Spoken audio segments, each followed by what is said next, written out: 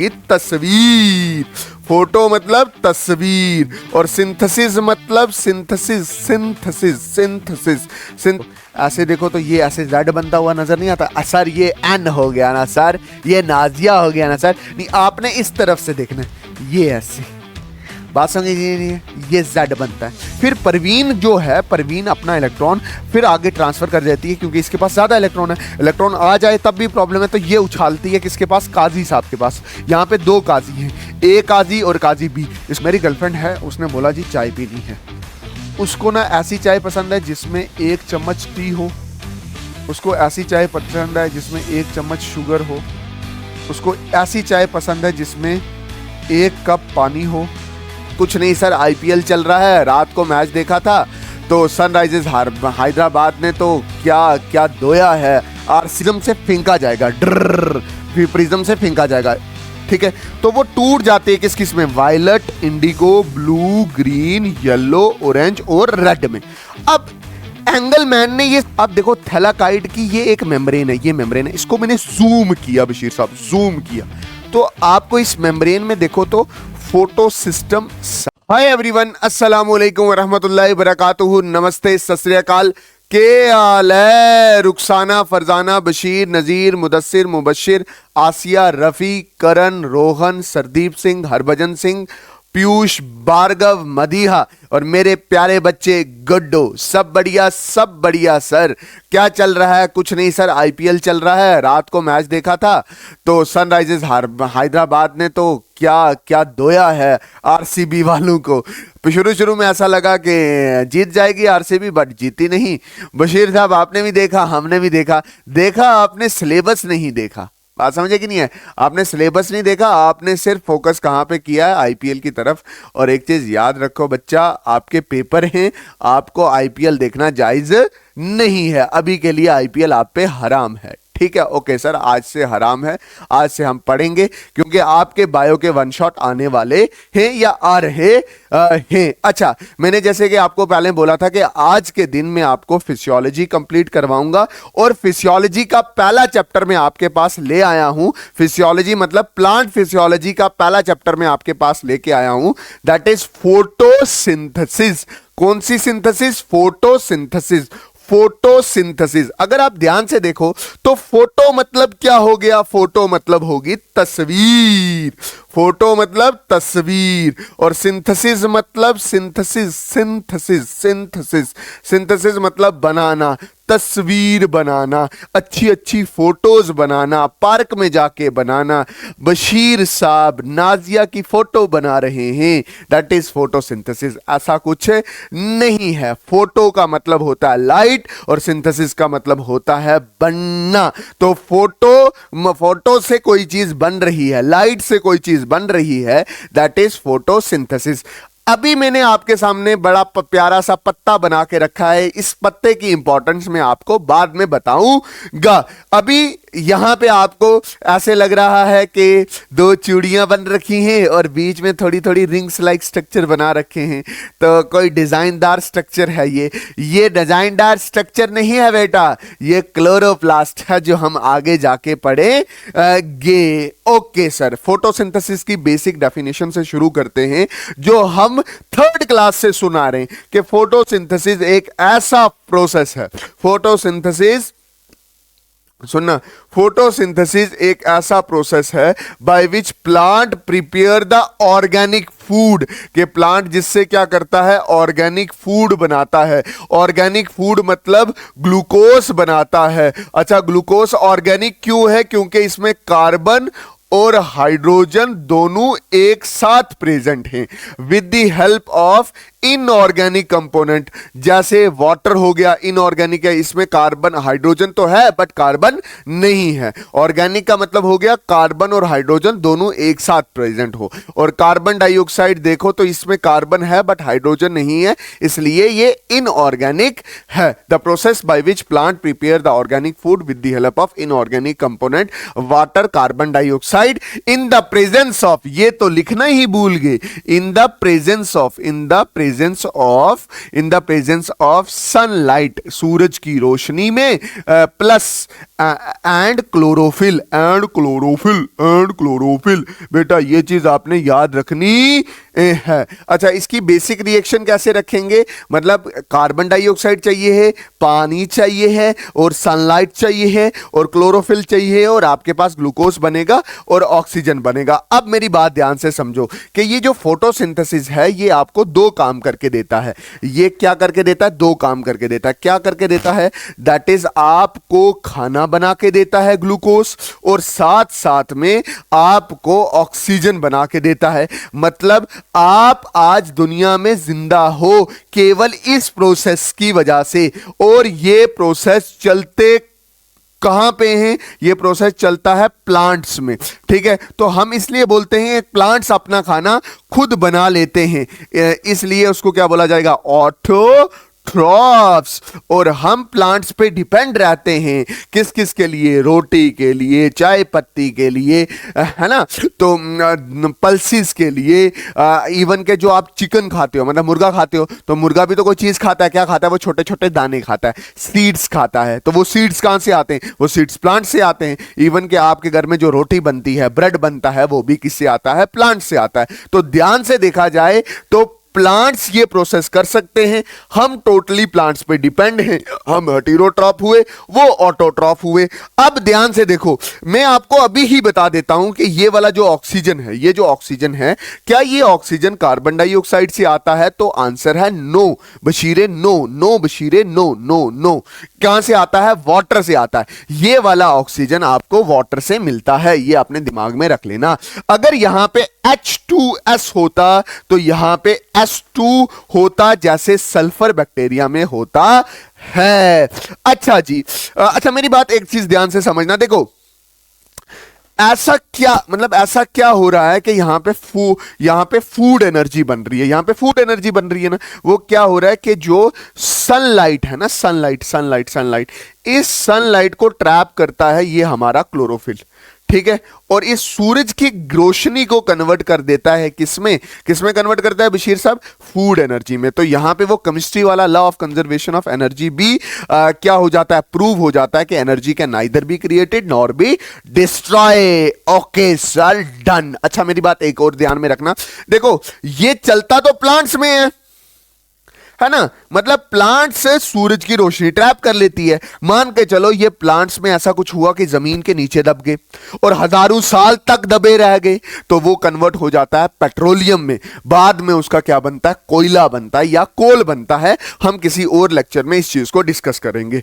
अच्छा देखो, ये जो फोटोसिंथेसिस है ना, कि फोटोसिंथेसिस में कार्बन डाइऑक्साइड कैसे इंपॉर्टेंट है, हमें कैसे चला कि पानी जरूरत होता है, हमें कैसे पता चला कि सनलाइट जरूरत है, हमें कैसे पता चला कि क्लोरोफिल आता जरूरी है, हमें कैसे पता चला कि ग्लूकोज निकलता है, हमें कैसे पता चला कि ऑक्सीजन निकलता है? तो बशीर साहब उसके लिए हमारे साइंटिस्टों ने बहुत मेहनत की, ठीक है, बहुत सारे एक्सपेरिमेंट किए, वहां से पता चला।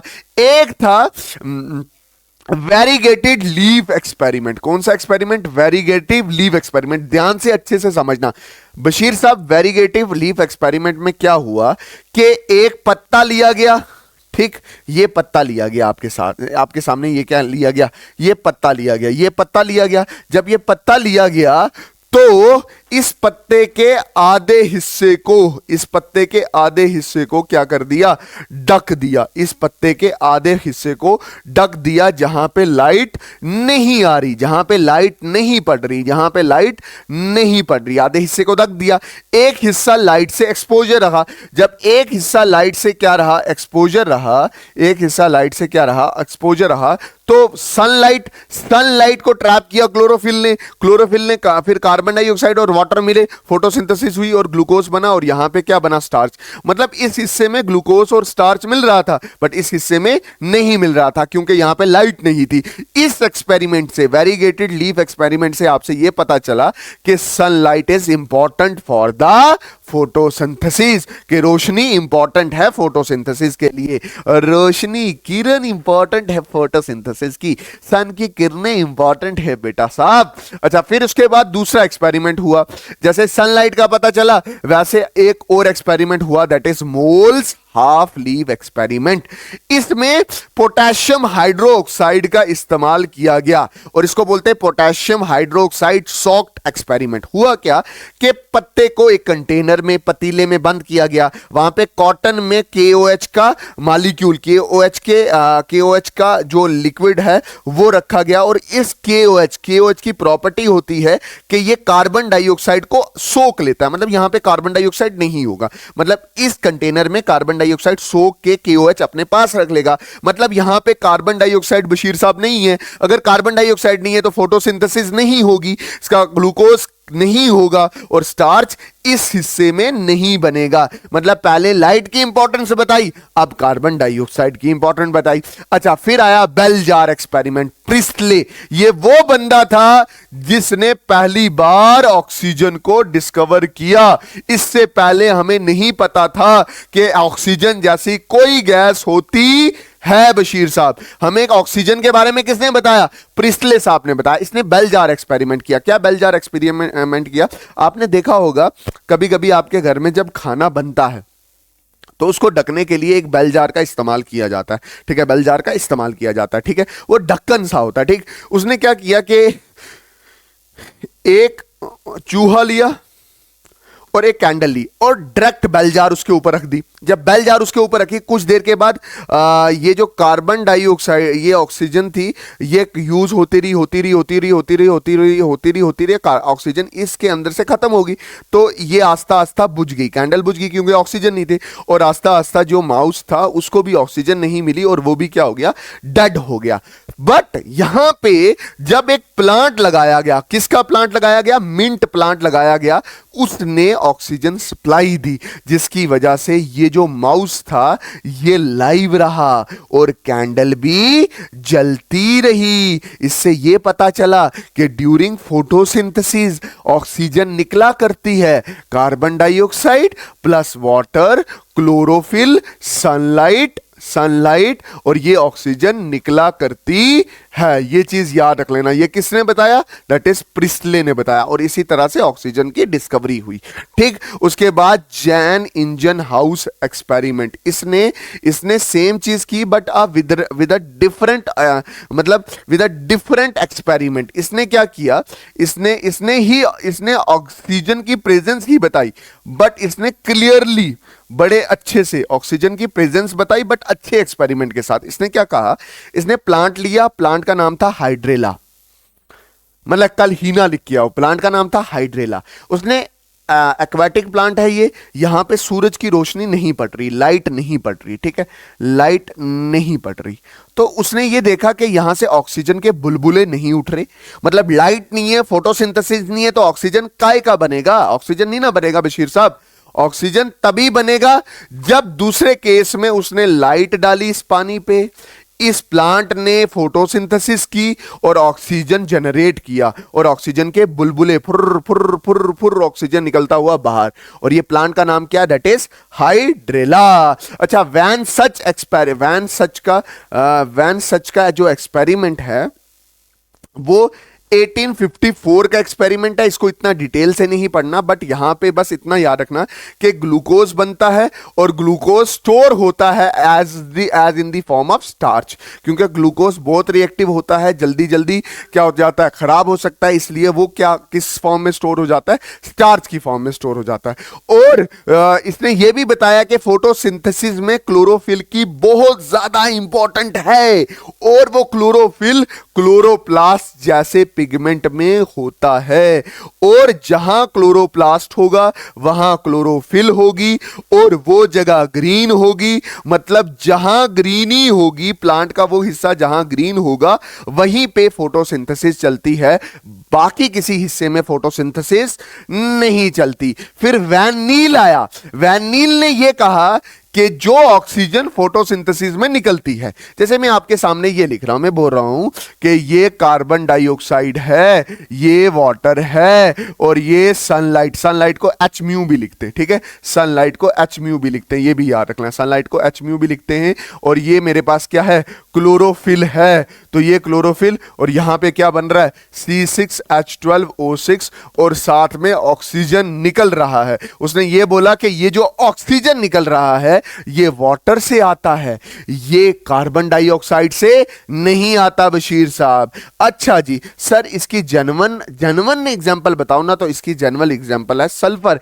जहां पे कार्बन डाइऑक्साइड मतलब उस बैक्टीरिया के अराउंड कार्बन डाइऑक्साइड होता है और वाटर ना करके H2S होता है, तो सनलाइट की मदद लेता है, क्लोरोफिल की मदद लेता है, और ये कन्वर्ट करता है C6H12O6 में, और साथ में सल्फर रिलीज होता है। मतलब सल्फर रिलीज होने का मतलब क्या हो गया कि हाइड्रोजन के पास सल्फर था, तब यहां पे सल्फर रिलीज हुआ ना, यहां पे ऑक्सीजन के, हाँ, हाइड्रोजन के पास ऑक्सीजन था और वो ऑक्सीजन रिलीज हुआ। इसके बाद लास्ट एक्सपेरिमेंट है एंगलमैन एक्सपेरिमेंट। इतना मजेदार एक्सपेरिमेंट है ना, मैं आपको बताता हूं कि न्यूटन साहब ने ये चीज डिस्कवर की। क्या चीज डिस्कवर की कि ये जो व्हाइट लाइट है इसको जब प्रिज्म से फेंका जाएगा, प्रिज्म से फेंका जाएगा, ठीक है, तो वो टूट जाते हैं किस किस में, violet, indigo, blue, green, yellow, orange और रेड में। अब एंगलमैन ने ये सोचा कि यार लाइट तो 7 कलर से बनी है, तो उन 7 कलर में से सबसे ज्यादा कौन सा कलर इंपॉर्टेंट है जिसमें फोटोसिंथेसिस ज्यादा होती है। तो उसने क्या किया, एक पाउंड लिया, उस पाउंड में ये 7 कलर क्या किए, फेंके। जब फेंके तो उसने जब रेड कलर को देखा तो वहां पे एरोबिक बैक्टीरिया ज्यादा इकट्ठा हुआ, और ब्लू कलर को देखा तो वहां पे भी एरोबिक बैक्टीरिया ज्यादा इकट्ठा हुआ। एरोबिक बैक्टीरिया ज्यादा इकट्ठा हुआ, बैक्टीरिया ज्यादा इकट्ठा हुआ, बैक्टीरिया ज्यादा इकट्ठा हुआ, तो उसने फोटोसिंथेसिस ज्यादा की। उसने फोटोसिंथेसिस बहुत ज्यादा की। यहां पे भी फोटोसिंथेसिस ज्यादा, यहां पे भी फोटोसिंथेसिस बहुत ज्यादा, फोटोसिंथेसिस ज्यादा। मतलब यहां पे रेड और ब्लू लाइट ज्यादा एब्सॉर्ब भी हो रही थी, ज्यादा बैक्टीरिया भी इधर था, और ज्यादा ऑक्सीजन भी निकल रहा था, ऑक्सीजन भी ज्यादा निकल रहा था। तो यहां से पता यह चला कि फोटोसिंथेसिस में सबसे ज्यादा लाइट, अगर आप व्हाइट लाइट को तोड़ के फेंकोगे तो रेड लाइट और ब्लू लाइट ज्यादा इंपॉर्टेंट है, ठीक है। तो लाइट भी कहीं ना कहीं इंपॉर्टेंट है फोटोसिंथेसिस के लिए, ठीक। अच्छा, इससे दो कंसेप्ट आए। एक आया एब्जॉर्प्शन स्पेक्ट्रम, मतलब कौन सी लाइट सबसे ज्यादा एब्जॉर्ब हुई, that is red and blue light, ठीक। उसके बाद ये याद रखना कौन से में ज्यादा ऑक्सीजन निकल रहा था, that is aerobic bacteria red और ब्लू लाइट में। तो एक्शन स्पेक्ट्रम का मतलब हो गया एब्जॉर्ब करके एक्शन करना। एक्शन क्या है, फोटोसिंथेसिस। तो फोटोसिंथेसिस भी वहीं ज्यादा हो रही है जहां पे बैक्टीरिया इकट्ठा हो रहा है ना। आपको समझ नहीं आया बिशीरा, देख, एब्जॉर्प्शन मतलब कौन सी लाइट एब्जॉर्ब हो रही है, जो लाइट एब्जॉर्ब हो रही है वही तो एक्शन भी वही होगा, वही एब्जॉर्ब होगी और वही ज्यादा फोटोसिंथेसिस करेगी और वहीं से ऑक्सीजन ज्यादा बाहर निकलेगा। तो एक्शन स्पेक्ट्रम में भी ये देखा गया कि रेड और ब्लू लाइट ज्यादा इंपॉर्टेंट होती है। अच्छा, जब आप किसी भी पत्ते को लेते हो तो वहां पे बहुत सारे पिगमेंट होते हैं। जैसे क्लोरोफिल ए होती है, क्लोरोफिल बी होती है, ज़ेंथोफिल्स होते हैं एंड कैरोटीनाइड होती है। Chlorophyll A, B, xanthophyll and carotenoid होते हैं, ठीक है। अब इनका क्या, एब्जॉर्प्शन स्पेक्ट्रम, मतलब सबसे ज्यादा लाइट कौन एब्जॉर्ब करता है। तो सबसे ज्यादा देखा गया कि क्लोरोफिल ए सबसे ज्यादा लाइट एब्जॉर्ब कर रहा है। कौन कौन सी वाली, that is blue and red वाली। उससे कम कौन कर रहा है, क्लोरोफिल बी, और उससे कम कौन कर रहा है, ज़ेंथोफिल, और उससे कम कौन कर रहा है, दैट इज कैरोटीनाइड, ठीक है। और लाइट तो वही एब्जॉर्ब, इनकी फेवरेट लाइट कौन सी है? Blue and red. इनकी फेवरेट लाइट क्या है? पिगमेंट की फेवरेट लाइट कौन सी है? मतलब ये कौन सी लाइट खाना जरूरी समझते हैं या इनके लिए बेनिफिशियल है? That is red and blue light. But सबसे ज्यादा कौन खाता है? That is chlorophyll A. तो पापा कौन हुए? Chlorophyll A. क्लोरोफिल ए सबके पापा हुए, सबके पापा। मतलब ये सब, मतलब कंट्रोलर कौन हुआ? यही हुआ, यही हुआ। इनके सामने कोई बोल सकता है क्या? एल्विश भाई के सामने कोई बोल सकता है क्या? अच्छा, जितने भी बाकी क्लोरोफिल्स होंगे या बाकी पिगमेंट्स होंगे ना, वो इसको सराउंड करेंगे क्लोरोफिल ए को। बात समझ आई कि नहीं आई? ठीक है, ये याद रख लेना। बाकी इसको क्या करेंगे? सराउंड करेंगे। ठीक, क्लोरोफिल ए हब होगा, सेंटर होगा, और बाकी पिगमेंट भी प्लांट्स में होते हैं जो इसको क्या करते हैं? सराउंड्स करते हैं। अच्छा, एक चीज बिल्कुल ध्यान से अच्छे से समझना कि ये मैं बोल रहा हूं ज़ेंथोफिल है, ये कैरोटिनॉइड है, ये क्लोरोफिल बी है, और ऐसे करके। ठीक है, ये जो है ना, ये जो रेड कलर के आपको दिख रहे हैं, ठीक है, ये है दैट इज, इसको बोलते हैं लाइट हार्वेस्टिंग सिस्टम। और ये जो सेंटर में है इसको बोलते हैं रिएक्शन सेंटर। ये याद रख लेना, रिएक्शन सेंटर। होप आपको ये याद रहेगा। ठीक है, अच्छा जी, मुझे ये बताओ कि साइट ऑफ फोटोसिंथेसिस, आपसे अगर कोई पूछे कि साइट ऑफ फोटोसिंथेसिस क्या है, साइट ऑफ फोटोसिंथेसिस क्या है? साइट ऑफ फोटोसिंथेसिस का मतलब क्या हो गया कि फोटोसिंथेसिस कहां होती है? कहां होती है पीर साहब? शाजिया जी बताओ, फोटोसिंथेसिस कहां होती है? शाजिया जी ने मुझे पहले बताया कि फोटोसिंथेसिस होती है प्लांट्स में। प्लांट्स में भी कहां होती है सर? लीफ में। लीफ में भी कहां होती है सर? लीफ के सेल्स में। लीफ के सेल्स का क्या नाम होता है? दैट इज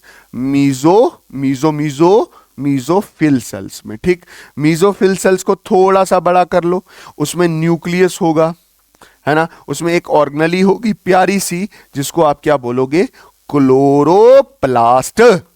क्लोरोप्लास्ट, ठीक है। वैन सच ने बताया था कि क्लोरोप्लास्ट में क्लोरोफिल होगा, जिसके पास ये हिम्मत होती है कि वो लाइट को एब्जॉर्ब करे और उसको फूड एनर्जी में क्या कर सके? कन्वर्ट कर सके। तो अब हमारे पास क्या आ गया?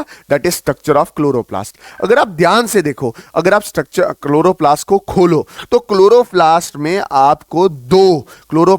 आपको दो लेयर्स मिलेंगी बशीर साहब। कौन कौन सी? एक मिलेगी इनर लेयर, जो आपको अंदर की तरफ होगी, ये अंदर की तरफ लेयर होगी, ठीक है। और एक आपको मिलेगी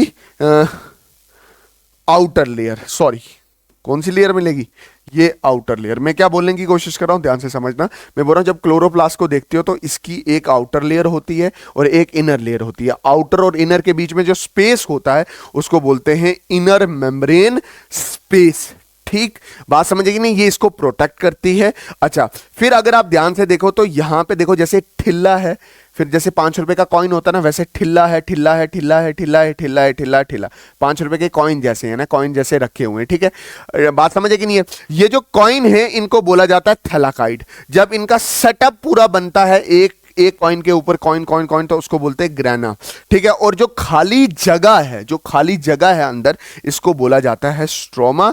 और एक चीज याद रखना, जब एक ग्रेना दूसरे के साथ जुड़ा होता है with a tube known as stromal lamella. अच्छा सुनना ध्यान से, अगर आप फोटोसिंथेसिस को अच्छे से देखो तो वो 2 स्टेप में कंप्लीट होती है। एक होती है लाइट रिएक्शन और एक होती है डार्क रिएक्शन। तो बिल्कुल ध्यान से अच्छे से समझना, जो लाइट रिएक्शन है, लाइट वाली रिएक्शन है, फोटोसिंथेसिस 2 स्टेप में होती है, light reaction and dark reaction. Light reaction होती है थैलाकाइड ग्रेना में, और जो डार्क रिएक्शन होती है वो कहां पे होती है? दैट इज स्ट्रोमा पे होती है। होप आपको इतना कंसेप्ट क्लियर हुआ होगा। साइट ऑफ फोटोसिंथेसिस में क्लोरोप्लास्ट सबसे इंपॉर्टेंट है, उसमें 2 स्टेप हैं, एक है लाइट रिएक्शन, एक डार्क रिएक्शन है। अब मैं स्टेप ऑफ फोटोसिंथेसिस पे आ रहा हूं, बट उससे पहले मैं आपको यह बताना चाहता हूं, क्या बताना चाहता हूं, सुनना। ये क्लोरोप्लास्ट है ना, ये क्लोरोप्लास्ट, आराम से सुनना पहले। ये क्लोरोप्लास्ट है, ये हमारा क्लोरोप्लास्ट है। इसका ये क्या है? That is thylakoid. अब देखो थैलाकाइड की ये एक मेम्ब्रेन है, ये मेम्ब्रेन है, इसको मैंने जूम किया बशीर साहब, जूम किया, तो आपको इस मेम्ब्रेन में देखो तो फोटो सिस्टम सेकंड मिल रहा है और फोटो सिस्टम फर्स्ट मिल रहा है। बात समझ आई नहीं है? इसने इसको आपने जूम किया तो आपको फोटो सिस्टम जैसी चीजें मिल रही हैं। तो ये फोटो सिस्टम क्या, तो ये फोटो सिस्टम क्या है? देखो फोटो सिस्टम अगर आपसे कोई पूछे क्या है, तो फोटो सिस्टम एक ऐसा सिस्टम है जो थैलाकाइड के मेम्ब्रेन पे मिलता है। बात समझ आई कि नहीं आई? वो ग्राना जो सेटअप होता है उनकी मेम्ब्रेन्स में मिलता है फोटो सिस्टम। फोटो सिस्टम में होगा क्या, आराम से सुन लो, मैं पहले आपको बता देता हूं कि जो ये फोटो सिस्टम है, ये जो फोटो सिस्टम है, मैं एक जनरली कैटेगरी बोल रहा हूं, मैं बोल रहा हूं जो फोटो सिस्टम है, इसके सेंटर में क्लोरोफिल ए रहेगा, इसके सेंटर में क्या रहेगा, क्लोरोफिल ए रहेगा, जो होगा क्या, रिएक्शन सेंटर मैन है, ये मैन फोटोसिंथेटिक पिगमेंट है। और बाकी इसके इर्द गिर्द भी मतलब क्या होंगे, पिगमेंट्स होंगे। ठीक है, मैंने अभी बताया था ना, ये इसके इर्द गिर्द भी पिगमेंट्स होंगे, बहुत सारे पिगमेंट्स होंगे। ठीक है, इसको बोलेंगे that is light harvesting complex. ये जो होगा इसको क्या बोलेंगे, लाइट हार्वेस्टिंग कॉम्प्लेक्स, जिसमें आप ध्यान से देखना, इसमें क्लोरोफिल बी भी होगा, ज़ैंथोफिल भी होगा और कैरोटीनाइड्स भी होगा। और ये क्या करेंगे, ये होगा कहां पे, ये मेम्ब्रेन ऑफ ग्राना पे है। और ये क्या करते हैं, ये वाला क्या करता है, ये मान के चलो, इधर देखना, मैं इसके नाम लिख देता हूं, ये है रुखसाना, ये है फरजाना, ये है हमारा बड़ा बशीरा। तो लाइट यहां से आती है, ये इसको देता है और फिर ये किसको देता है, रिएक्शन सेंटर को देता है। बात समझ आई कि नहीं आई? और ये मेरे पास एक फोटो सिस्टम है, कितने फोटो सिस्टम है, फोटो सिस्टम एक है। ऐसे में बोल रहा हूं दो फोटो सिस्टम है, एक फोटो सिस्टम फर्स्ट है, एक फोटो सिस्टम क्या है, सेकंड है। दो तरह के फोटो सिस्टम होते हैं, जो ग्राना वाली मेम्ब्रेन है उस पे दो तरह के फोटो सिस्टम होते हैं। ठीक, मैं बोल रहा हूं इसका नाम जो फोटो सिस्टम फर्स्ट है ना, ये डिस्कवरी पे है, पहले ये डिस्कवर हुआ था, बाद में ये डिस्कवर हुआ था, पहले ये डिस्कवर हुआ था, बाद में ये डिस्कवर हुआ था। बट जब फोटोसिंथेसिस चलती है तो पहले स्टार्ट ये होता है और फिर ये वाला स्टार्ट होता है। बात समझ आई कि नहीं? इतनी चीज याद रख लेना। और इसमें अगर आप ध्यान से देखो ना, इसमें और इसमें फर्क क्या है, इसमें रिएक्शन सेंटर का फर्क है। इसमें जो क्लोरोफिल ए है वो 700 नैनोमीटर की लाइट को एब्जॉर्ब करती है, और इसमें जो क्लोरोफिल ए है वो 680 नैनोमीटर की लाइट को क्या करती है, एब्जॉर्ब करती है। और बहुत अच्छे से मैं बोलूं तो ये इसके क्या आगे, दैट इज एक्सेसरी पिगमेंट या लाइट हार्वेस्टिंग पिगमेंट। बात समझ आई कि नहीं है? दोनों में फर्क बस इतना ही है। पहले फोटोसिंथेसिस में स्टार्ट कौन होगा, पहले फोटोसिंथेसिस में स्टार्ट होगा, अल्लाह तेरा भला करे, तो पहला फोटोसिंथेसिस में स्टार्ट होगा फोटोसिस्टम सेकंड। बट नाम फोटोसिस्टम फर्स्ट इसका क्यों रखा है, क्योंकि पहले ये डिस्कवर हुआ था। होप आपको इतनी बात समझ आई होगी। Photosystem of the photosynthesis, photosystem, two photosystem in the thylakoid membrane, collection of chlorophyll molecule होते हैं, act as a light gathering molecules, ये लाइट को इकट्ठा करते हैं। दो तरह के फोटोसिस्टम है, फोटोसिस्टम सेकंड, फोटोसिस्टम फर्स्ट। पहले एक्टिवेट ये होता है और फिर ये एक्टिवेट होता है। इसमें क्लोरोफिल ए होता है, जिसमें रिएक्शन सेंटर में जो क्लोरोफिल है वो 680 नैनोमीटर की लाइट को क्या करता है, एब्जॉर्ब करता है। और फिर फोटोसिस्टम फर्स्ट है, सिस्टम फर्स्ट, फोटोसिस्टम फर्स्ट में क्लोरोफिल ए ही रहेगा, बट वो जो क्लोरोफिल ए होगा वो लाइट एब्जॉर्ब करेगा 700 नैनोमीटर की वेवलेंथ लाइट एब्जॉर्ब करेगा। अच्छा, मेरी बात ध्यान से समझना कि ये आपके सामने पूरा एक फोटो सिस्टम है बशीर साहब। ठीक, फोटो सिस्टम में ये जो साइड के आपको मॉलिक्यूल दिख रहे हैं, ये क्या हैं, ये लाइट हार्वेस्टिंग मॉलिक्यूल हैं या लाइट हार्वेस्टिंग पिगमेंट हैं। इसमें ज़ैंथोफिल भी आ जाता है, कैरोटीनाइड भी आ जाता है। और ये जो सेंटर में दिख रहा है ये रिएक्शन सेंटर है, और यहां पे क्लोरोफिल ए है और 700 नैनोमीटर है।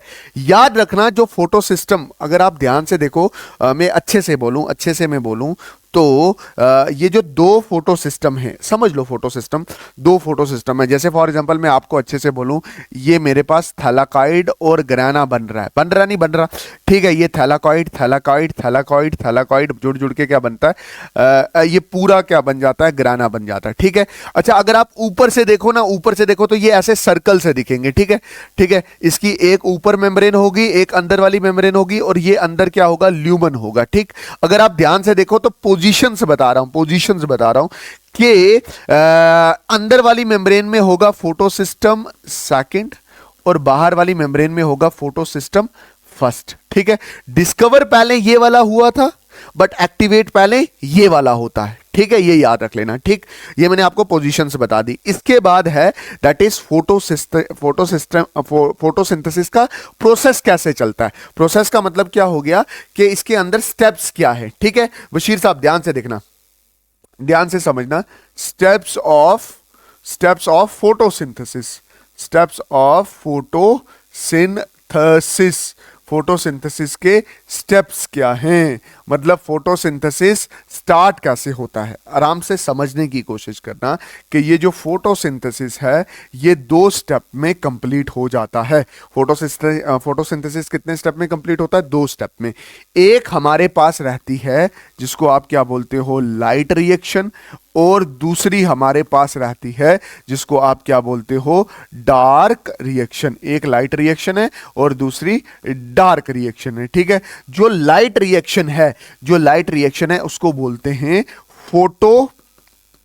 फोटोफॉस्फोराइलेशन, और जो डार्क रिएक्शन है उसका नाम है केल्विन साइकिल, केल्विन साइकिल, ठीक है, या C3 साइकिल। अच्छा, ये दो तरीके से कंप्लीट होती है। एक होती है एक साइक्लिक फोटोफॉस्फोराइलेशन, एक होती है साइक्लिक फोटोफॉस्फोराइलेशन। होप बशीर साहब आपको समझ आ रहा होगा, मदीहा जी आपको समझ आ रही होगी, ठीक है। उसके बाद है डार्क रिएक्शन। डार्क रिएक्शन में केल्विन साइकिल है, C3 साइकिल है। अच्छा, C3 साइकिल के बाद ध्यान से समझना, C3 साइकिल के बाद एक मॉडिफिकेशन है C4 साइकिल, और एक और मॉडिफिकेशन है C2 साइकिल, जो हम C3 साइकिल के तुरंत बाद पढ़ेंगे। बात समझ आई कि नहीं है? अच्छा, इन दोनों में फर्क क्या है? इन दोनों में फर्क ये है कि ये ग्राना में होती है, ये डे टाइम होती है, यहां पे लाइट मस्ट है, यहां पे लाइट क्या है, मस्ट है। बट यहां पे देखो तो ये स्ट्रोमा वाले पार्ट में होती है। स्ट्रोमा पता ना कौन सा, वो क्लोरोप्लास्ट, अपने मन में क्लोरोप्लास्ट ऐसे बना लिया, ये आउटर मेम्ब्रेन, ये इनर मेम्ब्रेन, ये thylakoid thylakoid thylakoid thylakoid thylakoid thylakoid, और ये बीच में स्ट्रोमा, और ये क्या है हमारे पास, ग्राना है। ये मन में पता चलना चाहिए। तो ये स्ट्रोमा में होता है। ये डे एंड नाइट दोनों हो सकता है, डे एंड नाइट दोनों हो सकता है। यहां पे light is not must, light is not must. Hope आपको इतनी बात क्लियर हुई होगी। यहां पे लाइट मस्ट नहीं है। ये लाइट रिएक्शन है, ये डार्क रिएक्शन के बारे में मैंने आपको अच्छे से बता दिया है।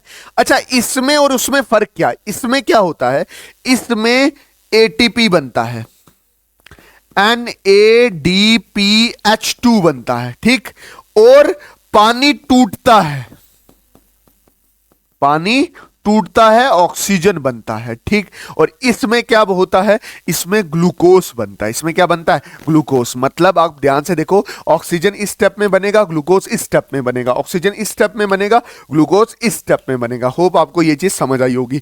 अब मैंने क्या करना है, लाइट रिएक्शन की ए साइक्लिक समझानी है, साइक्लिक समझानी है, ठीक है। फिर मैं डार्क रिएक्शन पे चलूंगा। होप आपको इतनी बात क्लियर हुई होगी, ठीक है, समझ आया ना?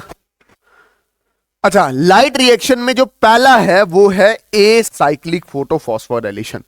पहला जो है, पहला लाइट रिएक्शन का पहला स्टेप है ए साइक्लिक फोटोफॉस्फोराइलेशन, ठीक है। इसमें अगर आप ध्यान से देखो, पहला तो इसमें लिखना कि यहां पे एटीपी भी बनता है और NADPH2 भी बनता है। यहां पे photo system second and photo system first involve रहता है।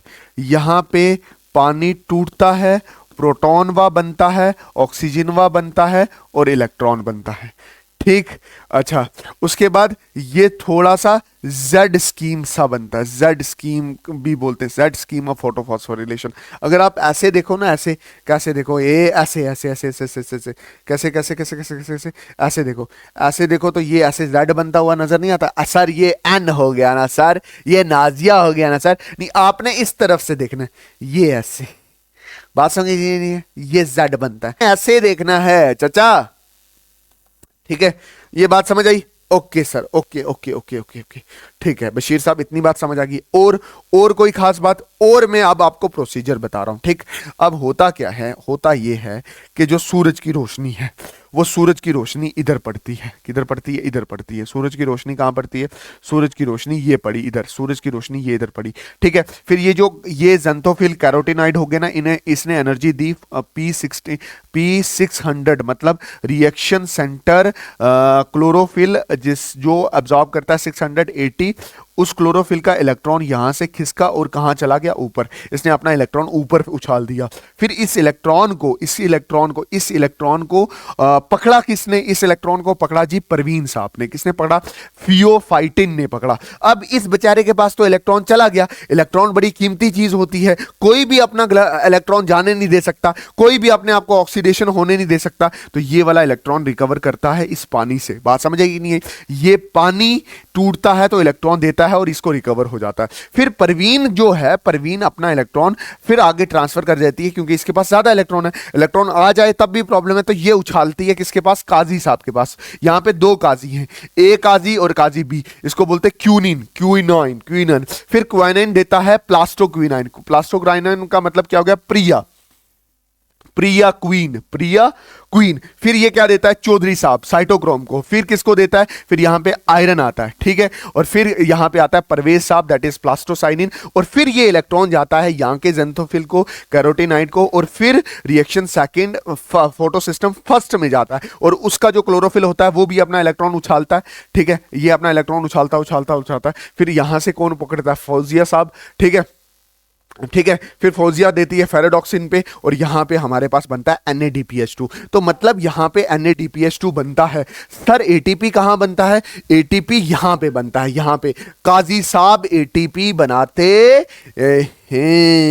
बात समझ आएगी नहीं? तो ये जेड स्कीम बन गई। बात समझ आएगी? अब देखो, ये सूरज की रोशनी आपकी एटीपी और NADPH2 में कन्वर्ट हो रही है। बाद में ये एटीपी और NADPH2 जाके C3 साइकिल में यूज होंगे। अच्छा, ये ए साइक्लिक फोटोफॉस्फोराइलेशन है। अब मेरी बात ध्यान से समझना, मैं बोल रहा हूं, इधर देखना, ध्यान से समझना, अच्छे से समझना। मैं बोल रहा हूं कि वो जो थैलाकॉइड है ना, उसको ऊपर से देखो तो वो ऐसा दिखता है ना। उसकी इनर मेम्ब्रेन पे फोटो सिस्टम सेकंड है, और इसकी आउटर मेम्ब्रेन पे फोटो सिस्टम फर्स्ट है। तो अगर आप इसको जूम करो तो ये वाली जो चीज है ना, ये वाली चीज ये है इनर मेम्ब्रेन ऑफ थैलाकॉइड, और ये वाली जो चीज है ना, ये है आउटर मेम्ब्रेन ऑफ थैलाकॉइड। और ये पूरा चक्कर बनता है ऐसे, ये पूरा चक्कर बनता है। होप आपको ये चीज क्या हुई होगी, समझ आई होगी। नहीं समझ आई तो कुछ नहीं हो सकता आपका। ठीक, अब समझना, इधर समझना। फोटो सिस्टम, इसके बाद है साइक्लिक फोटोफॉस्फोराइलेशन। अब साइक्लिक फोटोफॉस्फोराइलेशन कहां पे होती है? साइक्लिक फोटोफॉस्फोराइलेशन, या ध्यान से समझना, ये होती है इनर मेम्ब्रेन, आउटर मेम्ब्रेन। ये होती है आउटर मेम्ब्रेन पे। ठीक है, outer membrane of that thylakoid जो है ना, थैलाकॉइड को ऊपर से देखने पे आउटर मेम्ब्रेन ये है और इनर मेम्ब्रेन ये है, क्योंकि यहां पे सिर्फ फोटो सिस्टम फर्स्ट ही है। तो इसमें क्या है? फोटो सिस्टम फर्स्ट ही इन्वॉल्व होता है। यहां पे पानी नहीं टूटता, यहां पे ऑक्सीजन नहीं निकलता, यहां पे NADPH2 नहीं निकलता। होप आपको इतनी बात समझ होगी। शुरू शुरू में लाइट आई, लाइट मतलब packet of light that is photon. Xanthophyll ने एनर्जी ली, इसको दिया और यहाँ के इलेक्ट्रॉन को फूंड के बाहर निकाल दिया। फिर ये इलेक्ट्रॉन फेरिडॉक्सिन के पास गया, फौजिया के पास गया, फिर प्लास्टोक्यूनिन के पास गया, प्रिया क्यूनिन के पास गया, फिर चौधरी साहब ने लिया, साइटोक्रोम ने लिया और यहाँ पे एटीपी बाहर निकली है। मतलब यहाँ पे एटीपी पक्का बनती है। बात समझ आई कि नहीं आई? अच्छा, ये एटीपी कैसे बनती है ये भी मैं आपको बताऊंगा, ठीक। उसके बाद फिर चौधरी परवेज साहब ने लिया, प्लास्टोक्यूनिन ने लिया और फिर इलेक्ट्रॉन वापस इधर आ गया। यहां पे इलेक्ट्रॉन वापस आ जाता है घूम के, तो साइक्लिक फोटोफॉस्फोराइलेशन। और इलेक्ट्रॉन की जरूरत नहीं है तो पानी हमारा नहीं टूटता, पानी की ब्रेकडाउन नहीं होती और ऑक्सीजन भी रिलीज नहीं होता। होप आपको ये चीज समझ आई होगी। यार पीछे से बाल मेरे बड़े हो गए। अच्छा सुनना ध्यान से, वो जो एटीपी रिलीज हो रहा है ना, वो कैसे रिलीज हो रहा है उसको समझाने के लिए हमारे पास एक थ्योरी है, ठीक है। क्या थ्योरी है? जिसको बोलते हैं chemo osmotic theory. Chemo osmotic theory है। कीमो ऑस्मोटिक थ्योरी क्या है? कीमो ऑस्मोटिक थ्योरी क्या है? Chemo osmotic theory explain, chemo osmotic theory क्या है? ये एक्सप्लेन करता है हाउ एटीपी इज फॉर्म्ड, कि किस तरह से एटीपी वा बनता है। ये एक्सप्लेन करता है कीमो ऑस्मोटिक थ्योरी। अब मेरी बात ध्यान से समझना, इधर मैंने आपको कितनी बार बोला है ये क्या डायग्राम है। बहुत बच्चे इसी डायग्राम में कंफ्यूज होते हैं कि सर मास्टर पता नहीं क्या बना के चला गया। आराम से सुनना ध्यान से, जो आराम से सुनना, जो ये है, ये क्या है? थैलाकाइड ग्राना, ठीक। इसको एक को उठाओ और वो ऐसा दिखता है। कैसा दिखता है? ऐसा दिखता है। इसकी एक इनर मेम्ब्रेन होती है और एक आउटर मेम्ब्रेन होती है, ठीक। बात समझ आई कि नहीं आई? अब याद रखना कि ऊपर होता है फोटो सिस्टम सेकंड और नीचे होता है फोटो सिस्टम, ऊपर होता है फोटो सिस्टम फर्स्ट और नीचे होता है फोटो सिस्टम सेकंड। और ये समझाता है, आराम से समझना, ये जो बीच में जगह खाली है ना, ये देखो, इसका फोटो ये बनाया है। ये जो बीच में जगह खाली है इसको बोलते हैं ल्यूमन। क्या बोलते हैं? क्या बोला जाता है? ल्यूमन। अब ये बोल रहा है, अब ऐसा माना जाता है कि ATP is formed due to high concentration of proton in lumen. ये पॉइंट जिस बच्चे ने याद रखा ना वो कारीगर है। बात समझ आइए? बोलता है एटीपी क्यों बनता है? क्योंकि यहां पे प्रोटोनवा बहुत ज्यादा है। अब ये प्रोटोनवा कहां से आया? अब मैं आपको बताता हूं कहां से आया, आराम से सुनना। अब ये मैं बताता हूं कहां से आया। ये 3 वजह से प्रोटॉन यहां पे ज्यादा है। कैसे? एक, आपको ये इनर मेम्ब्रेन है, इसमें फोटो सिस्टम सेकंड लगा हुआ है जो पानी को तोड़ रहा है और प्रोटॉनवा बन रहा है, इलेक्ट्रॉनवा बन रहा है और ऑक्सीजन बन के बाहर निकल रहा है। अब एक तो इस वजह से इधर प्रोटॉन इकट्ठे हो रहे हैं और दूसरा साइटोक्रोम बाहर से खींच के प्रोटॉन को अंदर भेज रहा है। ये चौधरी साहब प्रोटॉन को खींच के अंदर भेज रहा है। और दूसरा फोटो सिस्टम फर्स्ट है बाहर, ये फोटो सिस्टम फर्स्ट है बाहर की तरफ। जब ये बाहर की तरफ है तो ये क्या करता है? NADPH बाहर वाले प्रोटॉन को पकड़ लेता है और NADPH बन जाता है, ठीक है। जब ये बन जाता है तो बाहर प्रोटॉनवा कम हो रहा है, अंदर प्रोटॉन ज्यादा हो रहा है। जब ये प्रोटॉन स्पीड से बाहर निकलते हैं तो ये ADP को ATP में कन्वर्ट कर देते हैं और यहां पे एक एंजाइम की जरूरत पड़ता है जिसको बोलते हैं ATP सिंथेटेज। ये ल्यूमन है किसका? ग्राना का, या मैं अच्छे से बोलूं थैलाकाइड का। वहां से प्रोटॉन जैसे करके बाहर निकलेंगे, एनर्जी लेके बाहर निकलेंगे और उसकी वजह से ATP की फॉर्मेशन होती है। वो जो आप ATP बताते हो ना साइक्लिक और नॉन साइक्लिक फोटोफॉस्फोराइलेशन में, वो इसी की वजह से बनते हैं। होप आपको इतनी चीज समझ आई होगी। अच्छा सुनो, जो सुनना, जो एटीपी और अन्य डीपीएच मेड होते हैं here are used in the dark reaction. वो किस में यूज होंगे? डार्क रिएक्शन में होंगे। और डार्क रिएक्शन आप मेनली देखना, एक है C3 पाथवे हो सकता है या CP4 पाथवे हो सकता है। ये नॉर्मल कंडीशन में आता है, ये एबनॉर्मल कंडीशन में आता है। बात समझे कि नहीं? यहां पे क्या होगा, यहां पे क्या होगा, एक 5 कार्बन एटम वाला कंपाउंड है, दैट इज राइबोलोज बाइफॉस्फेट। ये एक कार्बन वाले के साथ जुड़ता है और हमारे पास 2 मॉलिक्यूल बनाता है 3 फॉस्फोइनोल ग्लाइसरिक एसिड के। यहां पे स्टेबल कंपाउंड ऐसा है जिसमें कार्बन एटम 3 हैं, इसलिए इस साइकिल का नाम क्या है? C3 pathway. C4 में क्या होगा कि फॉस्फोइनोल पाइरुवेट 3 कार्बन एटम हैं, वो एक कार्बन के साथ जुड़ेगा और ऐसा कंपाउंड बनेगा जिसमें 4 कार्बन एटम होंगे, that is oxalo acetic acid. Oxalo acetic acid, ऐसे ऑक्सैलो एसिटिक एसिड। आओ आमीना, ठीक है। फॉस्फो ग्लाइसरिक एसिड, परवीन गुजर। बात समझ आई कि नहीं है? ऐसे करके आप याद रखोगे, ठीक है। C3 cycle and C4 cycle. अच्छा, मेरी बात ध्यान से समझना। अब मेरे पास क्या है? C3 cycle. C3 cycle dark reaction, ये C3 साइकिल ये डार्क रिएक्शन ही है।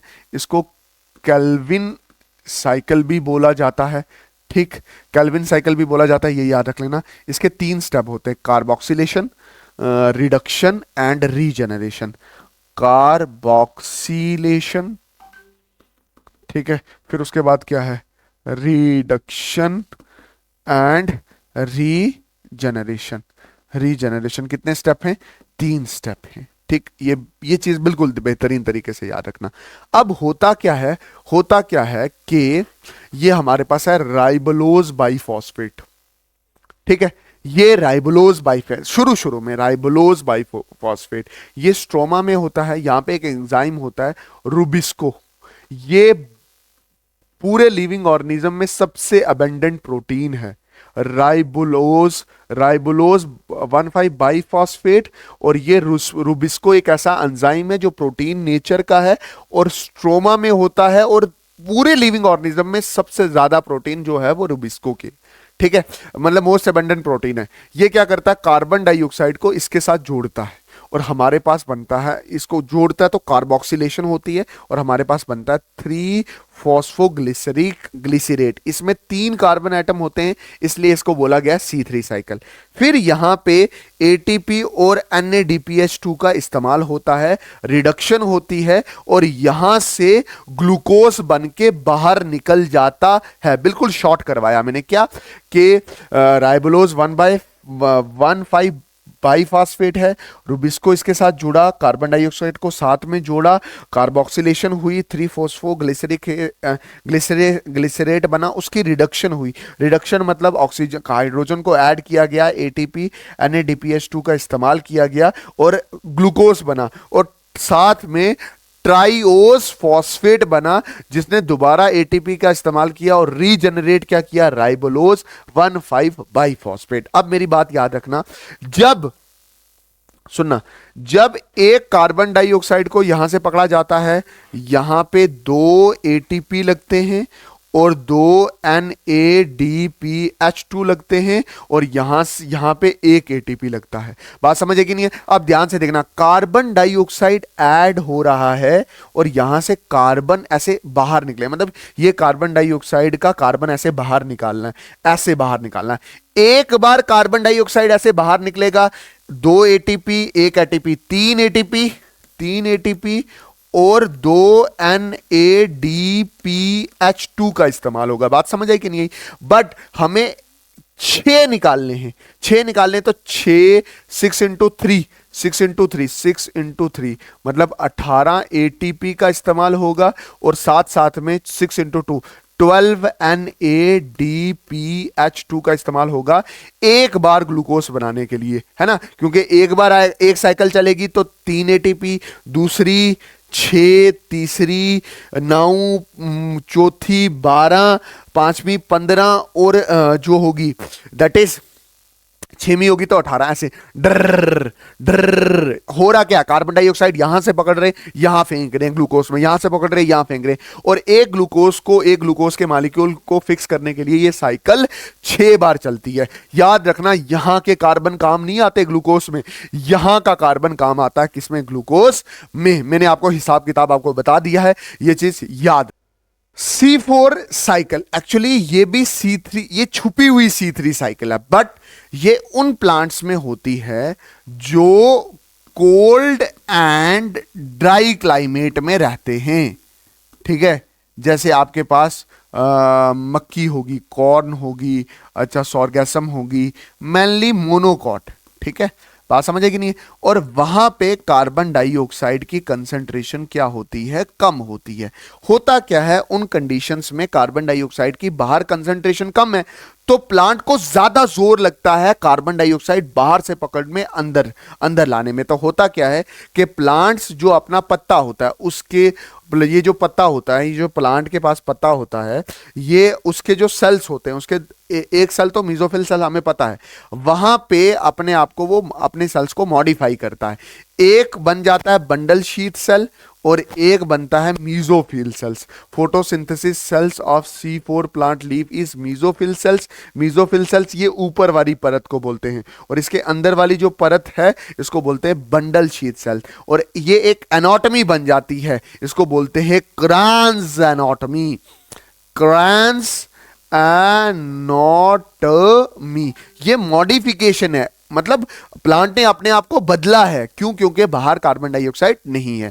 तो दो तरह के सेल हैं, एक है मीजोफिल सेल, एक है बंडल शीथ सेल। अब होता क्या है, होता ये है कि देखना ध्यान से, यहां होता क्या है कि ये जो कार्बन डाइऑक्साइड है इसको फिक्स कौन करता है, पी पी पीईपी कार्बोक्सिलेज, ये एंजाइम है, ये इसको क्या करता है, पकड़ता है और कन्वर्ट करता है ऑक्सैलो एसीटेट में।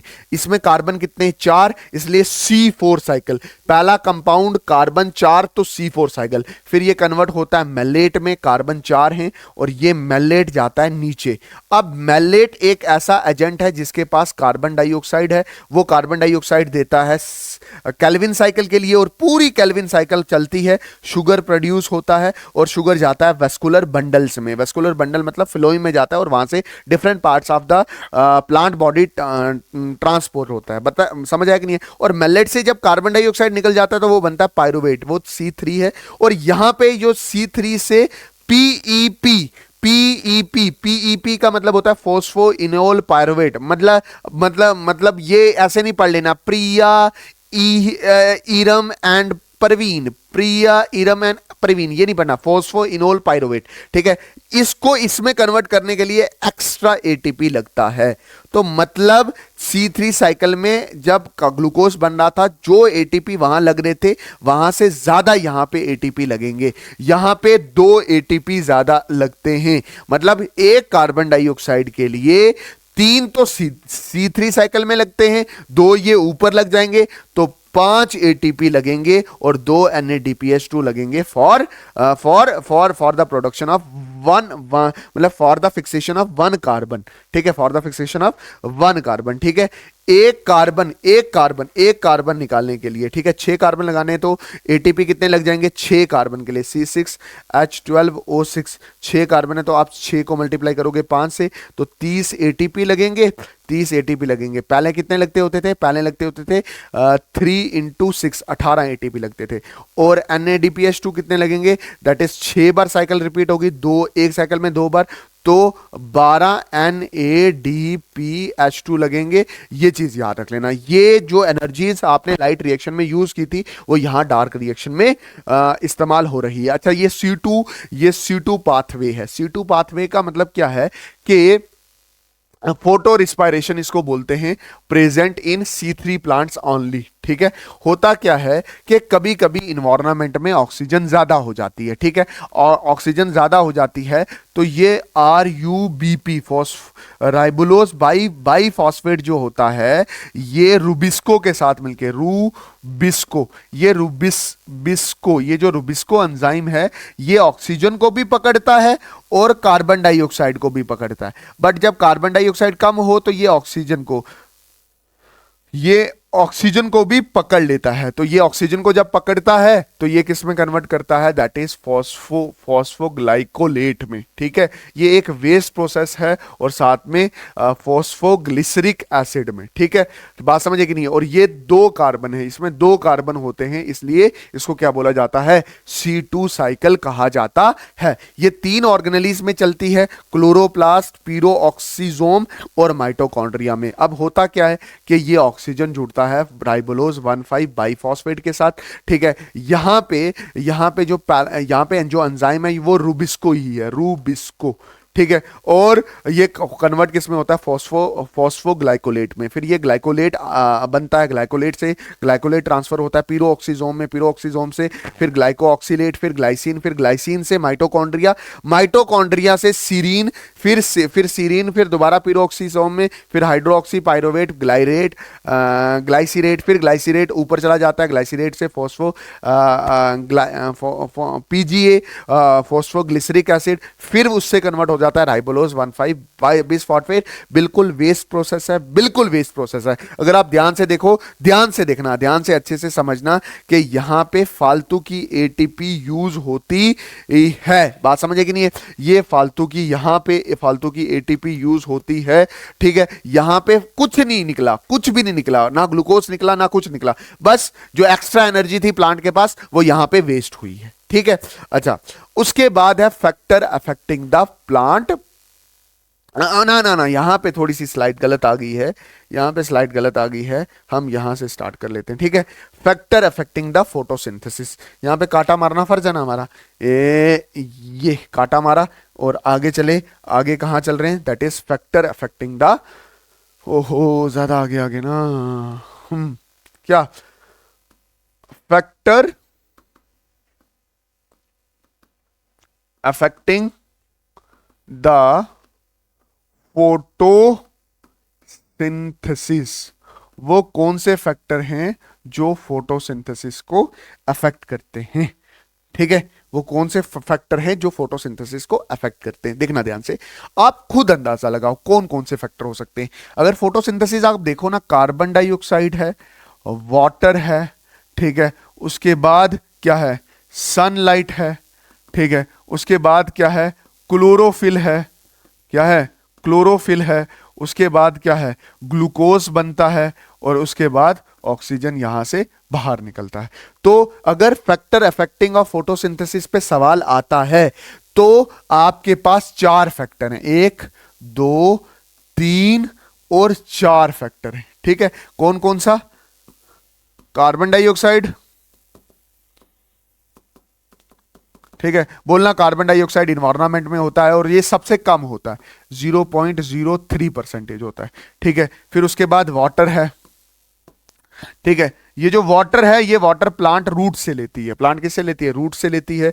जमीन का जो फ्री वाटर होता है वो एब्जॉर्ब होता है, और आपको पता है प्लांट पानी किस तरह से मदद करता है। ठीक है, ऑक्सीजन इसी से निकलता है। ठीक है, उसके बाद सनलाइट, सनलाइट सूरज से आती है, सूरज की रोशनी, अगर ज्यादा हो जाए तो पत्ते सड़ने लग जाते हैं। ठीक है, आप खुद देखो, अगर हाथ आपका गरम गरम तवे पे लग जाए, बशीर साहब, है ना, हो हाथ सड़ गया, हाथ सड़ गया, हाथ सड़ गया, बात समझे कि नहीं है।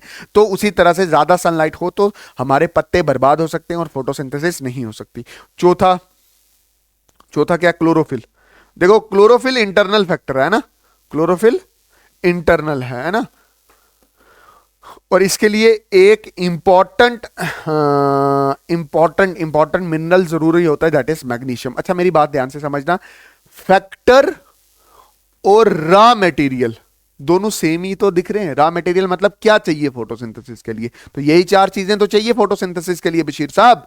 ठीक है, और फैक्टर के लिए भी यही 4 चीजें चाहिए। होप आपको ये वाली चीज अच्छे से समझ आई होगी। अच्छा, एक लॉ है, क्या लॉ है, Blackman law of limiting factor, Blackman law of limiting factor. अच्छा है क्या चीज ये, लिमिटिंग लिमिटिंग रीएजेंट वाला कंसेप्ट आपने पहले सीख रखा होगा। लिमिटिंग रीएजेंट, लिमिटिंग रीएजेंट क्या होता है? The reagent which are in less amount, है ना। द रीएजेंट, रीएजेंट का मतलब क्या हो गया? The reactant. रिएक्शन में जो रिएक्टेंट होती है ना, the reagent are a reactant which are in less amount decide the quantity of product. Decide the, समझना पहले, क्वांटिटी ऑफ प्रोडक्ट, के प्रोडक्ट कितना बनेगा। ठीक है, अब मेरी बात ध्यान से सुनो।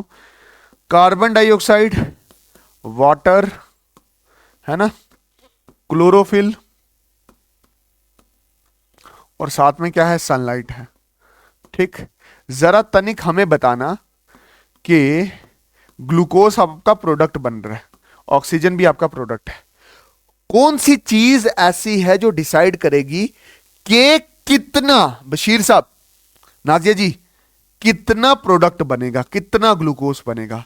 कौन सी चीज? जो सबसे कम होती है वो ही डिसाइड करता है, और सबसे कम क्या है? That is 0.03%, that is carbon dioxide decide करती है कि कितना ग्लूकोज और कितना कार्बन डाइऑक्साइड बनेगा। मेरी बात ध्यान से समझना। मैंने चाय बनानी है, आराम से सुनना पहले। मेरी गर्लफ्रेंड है, मेरी गर्लफ्रेंड ने बोला चाय बनानी है। ठीक, मैं आपको बता देता हूं, आराम से सुनना पहले। मेरी गर्लफ्रेंड है, उसने बोला जी चाय पीनी है। उसको ना ऐसी चाय पसंद है जिसमें 1 चम्मच टी हो, उसको ऐसी चाय पसंद है जिसमें 1 चम्मच शुगर हो, उसको ऐसी चाय पसंद है जिसमें 1 कप पानी हो, और उसको ऐसी चाय पसंद है जिसमें 1 कप मिल्क हो। ठीक है, ये उसको पसंद है। ठीक, इसको ये बोलती है वेरी वेरी गुड चाय सर, ना जाने मन। मुझे, मैं जब बना के देता ना, बोलती वेरी गुड जाने मन, यू विन माई हार्ट। ठीक, अब इसका टेस्ट खराब नहीं होना चाहिए। 1 चम्मच मतलब 1 चम्मच, 1 चम्मच शुगर मतलब 1 चम्मच, एक कप पानी मतलब 1 कप पानी, और 1 कप दूध मतलब 1 कप दूध, और ये 1 कप चाय बनेगी इससे। सर ये तो दो कप बनने चाहिए यार, इवेपोरेशन होगी, पानी भाप बन सकता है यार, दूध में भी पानी होता है, वो भाप बन सकता है। ठीक है, तो वो 1 कम ही रहेगी। अब सवाल मेरे आपसे ये है, किसी दिन उसने बोला मुझे 2 कप चाहिए, बट इसी टेस्ट के चाहिए। बट मसला ये था कि मेरे पास 1 चम्मच चाय थी, 2 चम्मच चीनी थी, 2 चम्मच चीनी थी, 2 कप पानी था। ठीक है, 2 कप दूध के थे। अब मैं कितने चाय बनाऊंगा?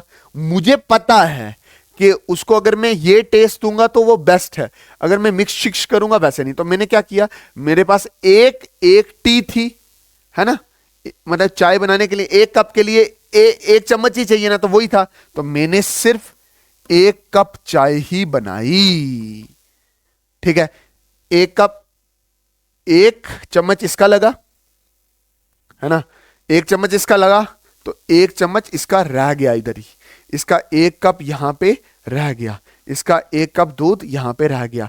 मतलब चाय का कप, चाय के कप मतलब प्रोडक्ट कितना बनेगा वो डिसाइड करेगा कि कौन सबसे कम है। ठीक है, क्योंकि आपने टेस्ट मेंटेन करना है। वैसे ही ग्लूकोज कितना बनेगा वो डिपेंड करेगा कि कौन कितना कम है, कम वाला डिसाइड करेगा। ठीक है, अब एक और मैं चीज बोल देता हूं इधर, मैं बोल रहा हूं कल को मेरे पास यहां पे पानी की 1 टैंक भरा हुआ है, बट चीनी का चम्मच 1 है, और चाय भी क्या है 1, और दूध भी मेरे पास 1 ही कप है। तो मैं कितने चाय बनाऊंगा? 1 ही बनाऊंगा ना। बात समझ आई कि नहीं आई? ज्यादा क्वांटिटी वाला डिसाइड नहीं करता कि कितना प्रोडक्ट बनेगा, कम क्वांटिटी वाला डिसाइड करेगा कि प्रोडक्ट कितना बनता है, क्योंकि कम चीज ही डिसाइड कर सकती है। अब देखो ना, 1 बोरी चीनी की है, एक टंकी पानी का है, एक 2 लीटर मेरे पास दूध है, बट मेरे पास चाय तो 1 ही कप के लिए है ना, तो मैं 1 ही कप बनाऊंगा। इसको बोलते हैं law of limiting factor. Hope आपको ये लेक्चर बहुत पसंद आया होगा। मैं 1 शॉट जल्दी लाने की कोशिश कर रहा हूँ, मैं कोशिश कर रहा हूँ कि 2 दिन बचे और आपके वन शॉट सारे कंप्लीट हो जाएं, ताकि आपकी रिवीजन बहुत अच्छे से हो सके। ठीक है, बहुत सारा प्यार दे रहे हो, बहुत सारी वीडियोस बना रहे हो आप मेरी। Thank you so much, thank you so much, thank you so much. मेरे पास वर्ड्स नहीं है कि मैं अपने इमोशंस आपके सामने जाहिर कर सकूं। बस इतना ही सोचो कि मैं आपसे कितना लगाव हो गया है कि मैं रात को भी उठ के आपके लिए वीडियोस बना रहा हूं। मिलते हैं किसी और नई वीडियो में, तब तक के लिए अल्लाह हाफिज, अल्लाह रखा। जय हिंद, वंदे मातरम।